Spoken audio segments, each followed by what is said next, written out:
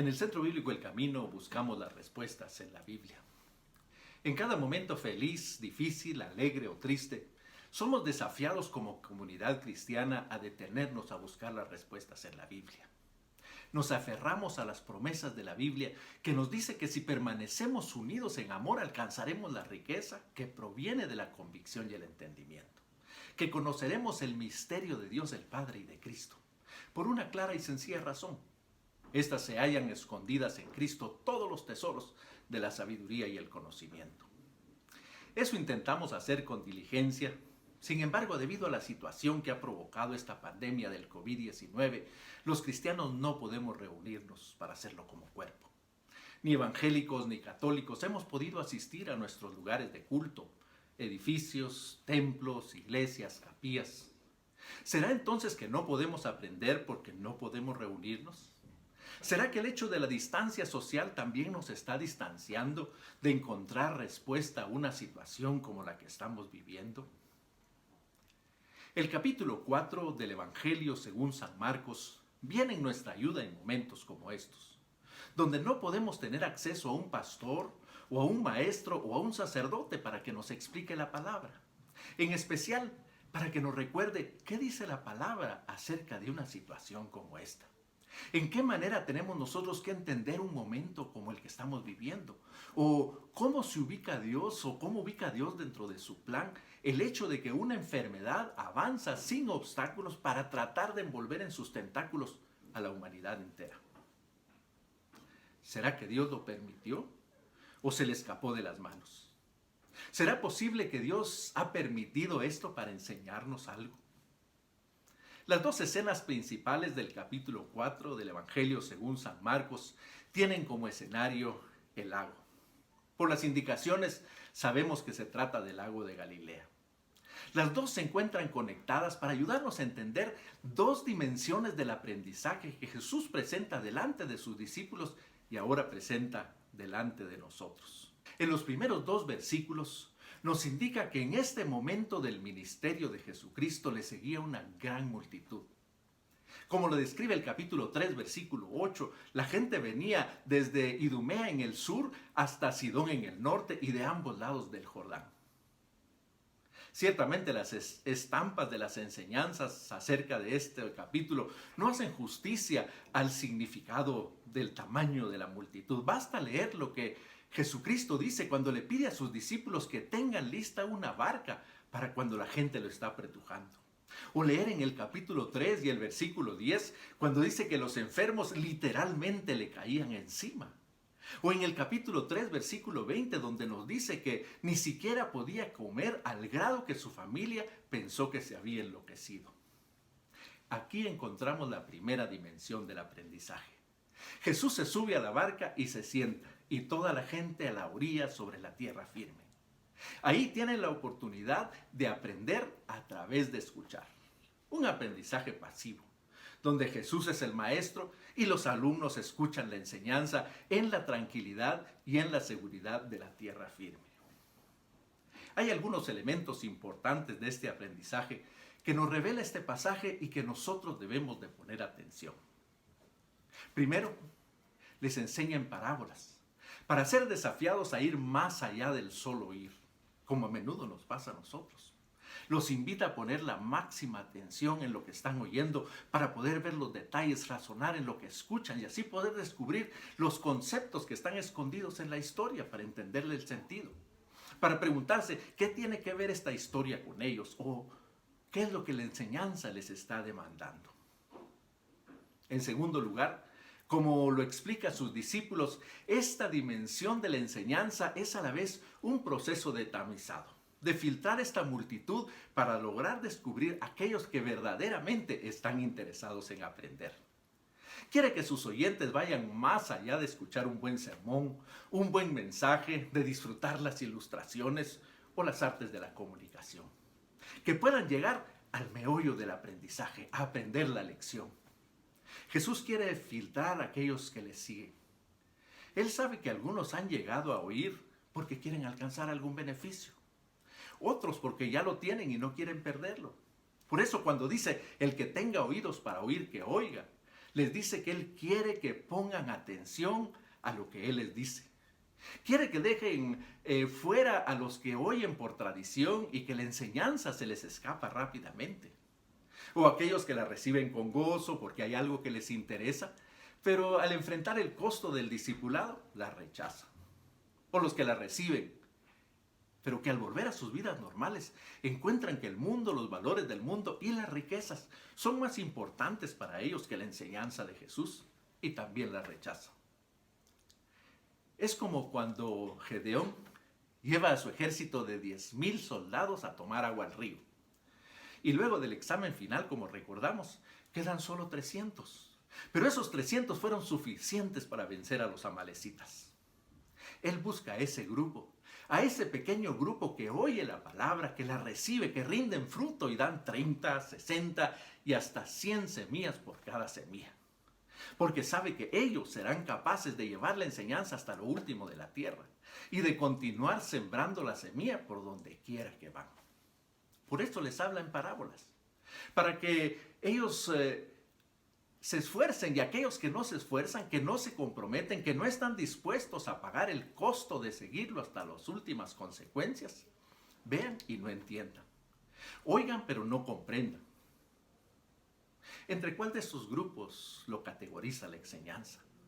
¿Cómo escucha usted la palabra? ¿Cómo lo hace reaccionar cada vez que la escuchó? Recordemos lo que no podemos hacer ahora y cómo has aprovechado cuando estuviste oyendo la enseñanza. ¿Cuánto recuerdas? ¿Cuánto has puesto en práctica? En Marcos capítulo 4, a partir del versículo 35, Jesús se sube de nuevo a la barca. Pero en esta ocasión lo hace acompañado de sus discípulos. Les aleja deliberadamente de la calma y de la seguridad de la orilla y los lleva al centro del lago, ahí donde puedan estar solos, a fin de que puedan ejercitarse en otra dimensión del aprendizaje, un aprendizaje activo. Una forma de aprender donde ya no se trata de oír, sino de vivir en medio del caos, de enfrentar la incertidumbre, de estar al límite de las fuerzas y de la sobrevivencia. Y entonces aprender, observar, percibir, ver el cuadro completo y sobre todo verse ellos en medio de la escena como parte de la lección y hacer entonces acopio de todo lo que han aprendido hasta el momento. Hay también elementos importantes en este aprendizaje a través de ver y vivir que nos deben ayudar a observar y aprender de esta experiencia. Primero, no es su voz la que se escucha, sino la de las fuerzas de la naturaleza. La tempestad, los vientos, las olas azotan la barca y ahora les hablan, les enseñan, les predican. Como leemos en Job capítulo 37, versículos 2 al 5, presten atención al estruendo de su voz, al potente sonido que sale de su boca. Oigan cómo retumba a través de los cielos y cómo su luz alumbra los confines de la tierra. Tras su luz se oye un bramido que estalla con majestuoso furor. Al escucharlo nadie puede sostenerse. Dios deja oír su voz atronadora y hace grandes cosas que no logramos entender. Y entonces como que les preguntara, ¿habéis entendido? ¿Habéis puesto atención? En segundo lugar, es un proceso de examen también. Pero ahora no para descalificarlos, sino para llevarlos a la perfección. Para avanzar, para profundizar. Jesús duerme. Ya no es Él el que enseña, sino que deja que los elementos, las circunstancias, el caos enseñe a sus discípulos a aplicar lo que han aprendido y a profundizarlo más. Los deja solo para que ahora crezcan y se preparen para cuando les toque a ellos enseñar, que ya no dependan del oír ocasional, sino que aprendan a aprender de cada circunstancia cotidiana. Que vean que toda la experiencia de la vida debe verse en categorías de aprender de Él. En tercer lugar, Jesús duerme sobre una almohada en la popa. No porque ignore la situación o no le interese, sino porque Él también es parte de la enseñanza activa, de los objetos que ha puesto delante de ellos para que puedan aprender. En esta dimensión de la enseñanza se requiere que ellos observen, que vean, que razonen lo que ven, que apliquen todo el conocimiento acumulado al haber estado con Él sobre lo que significa que Jesús duerme sobre una almohada en medio de la tempestad. En realidad los introduce al pensamiento complejo, a que usen el conocimiento y la experiencia acumulada estando con Él para interpretar la situación que están viviendo y demostrar cuánto han aprendido en esta experiencia.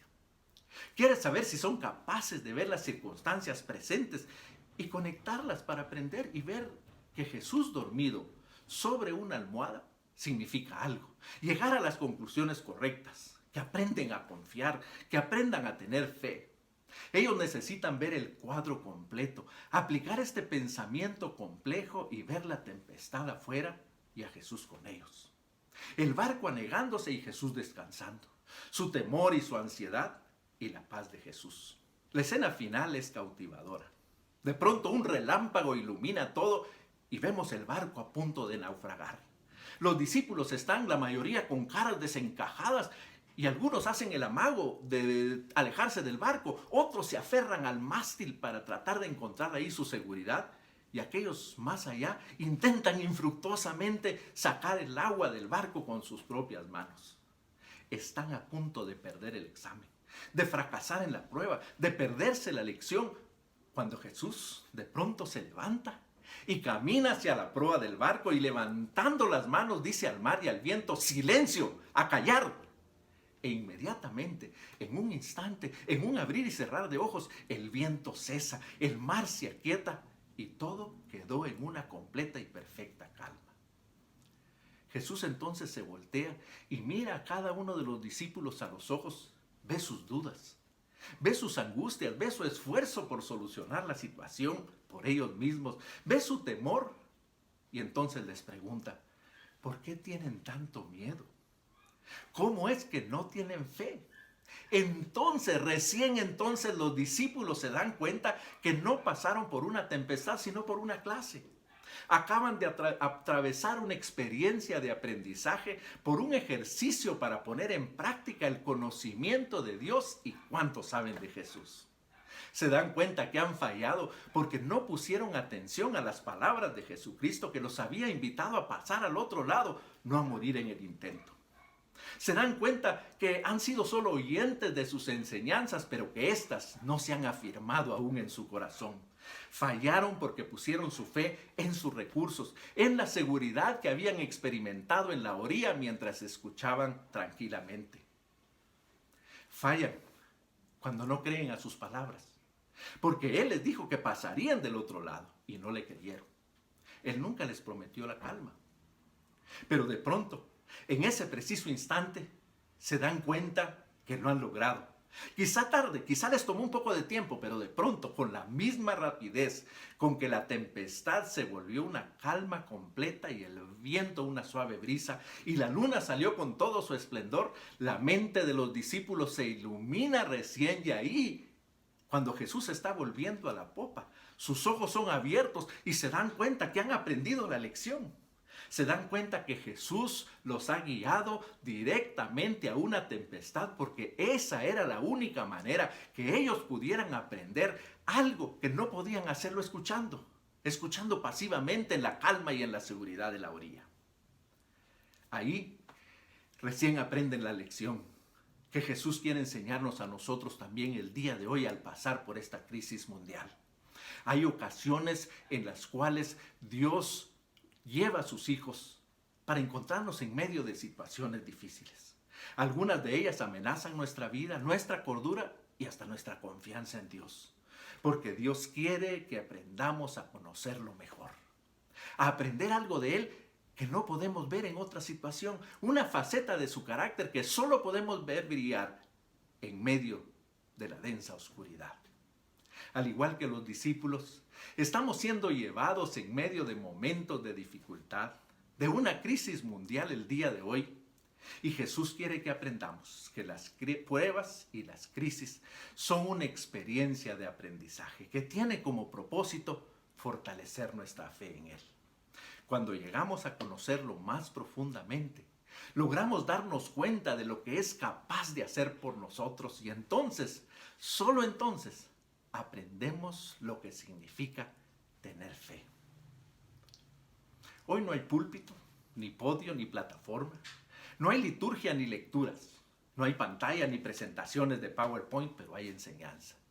Dios ha decidido ponernos en medio del sermón a cada uno de nosotros.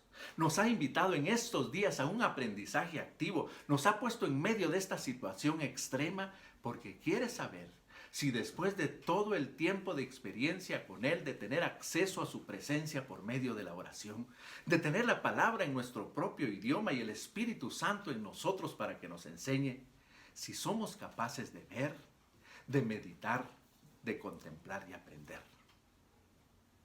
Aun cuando no lo podemos ver claramente, Dios nos está llevando de la mano para que aprendamos a confiar. El Señor está fortaleciéndonos nuestra fe cuando nos permite ver algo de su vida y de su carácter que solo pudimos ver en medio de esta situación extrema. Una situación como la que estamos viviendo. Por eso es que Jesús les pregunta a sus discípulos, ¿dónde está su fe? Jesús nos está invitando a vivir una vida con la vista puesta en Él, para poder entender las circunstancias a nuestro alrededor desde su perspectiva. Ese aprendizaje fue lo que hizo exclamar a Job, hasta ahora solo había oído de ti, pero ahora te he visto con mis propios ojos. O Habacuc, cuando llega a expresar una de las confesiones de fe en las escrituras más preciosas. Leo una paráfrasis de Manantiales en el desierto. Aunque me viese reducido a tal estado de pobreza y no supiese dónde obtener el alimento necesario, aunque mirase a mi alrededor una casa vacía, un campo desolado y viese las señales del castigo divino donde antes vi los frutos de la generosidad de Dios, no obstante, me gozaré en Él. Me regocijo en ti, Dios de mi salvación, termina diciendo Habacuc. Tú eres mi Dios y mi fortaleza. Hoy, Dios nos ha puesto en medio de esta enseñanza para que podamos saber si en verdad tenemos fe. Dios te ha puesto ahí para saber si en verdad tienes fe o si solo tienes una tradición cristiana. Si tu fe verdaderamente pasa la prueba de enfrentarse a situaciones difíciles. Habacuc nos recuerda que solo hay una manera en la que nosotros podemos sobrevivir en una situación como esta, y es con fe. El justo vivirá por su fe. Si tienes fe, si el amor de Dios ha sido derramado en tu corazón, entonces ejercita tu fe ahora y ve a Dios actuando a tu alrededor y recupera el valor para vivir, para adorarlo, aún en medio de la crisis.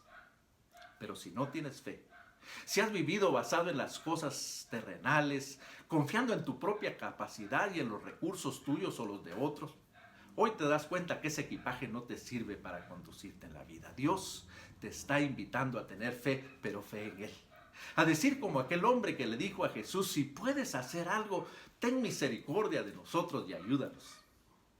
Y Jesús le hace a él la misma pregunta que te hace a ti este día. ¿Cómo que si puedo? Y luego le indica lo que debe hacer. Y le dice que solo hay una respuesta posible. Sí, creo. Ayúdame a creer más. El día de hoy, el Señor nos está invitando a aprender activamente. No es que no tengamos enseñanza. No es que tengamos que esperar que alguien nos las dé. Es que el Señor la está poniendo delante de nosotros. Pero la enseñanza más importante es invitarte a creer. Si nunca has puesto tu fe en Jesucristo, yo te invito a que la deposites ahora.